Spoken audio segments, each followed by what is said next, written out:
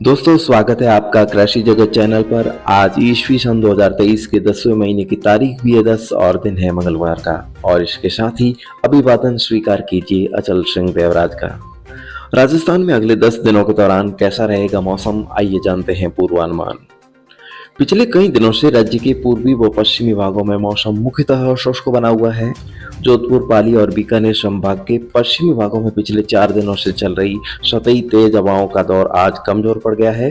कल से अगले 3 दिनों तक राज्य के सभी भागों में दक्षिण पश्चिमी हवाएं मंद गति से चलने और 14-15 अक्टूबर को बाड़मेर, जैसलमेर और बीकानेर जिलों के सीमावर्ती क्षेत्रों में फिर से तेज हवाएं चलने का पूर्वानुमान है। और इन दिनों खेतों में फसल कटाई, थ्रेसिंग और रबी फसलों की तैयारी का कार्य युद्ध स्तर पर जारी है।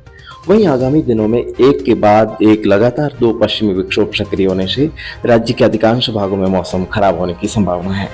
फसल कटाई के समय होने वाली बेमौसमी बारिश किसानों के लिए चिंता का विषय बनी हुई है।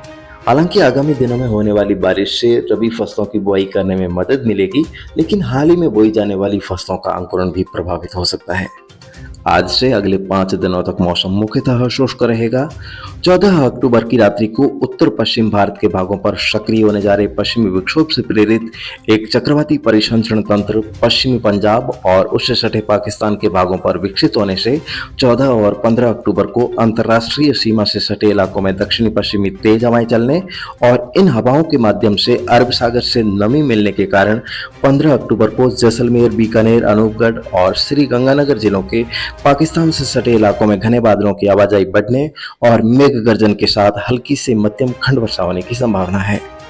16 अक्टूबर को बारिश के दायरे में और विस्तार होने से 16, 17 और 18 अक्टूबर को राज्य के अधिकांश भागों में कहीं कम तो कहीं घने बादलों की आवाजाही शुरू होगी।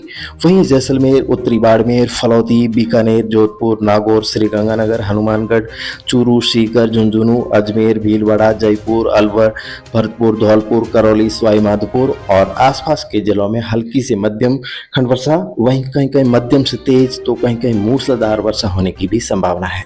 और इस दौरान कहीं कहीं ओलावृष्टि होने के भी आसार हैं। वहीं 18 अक्टूबर के आसपास दूसरा पश्चिमी विक्षोभ सक्रिय होने से रुक रुक कर बारिश का दौर 23 अक्टूबर तक भी राज्य के अलग अलग स्थानों पर जारी रहने की संभावना है।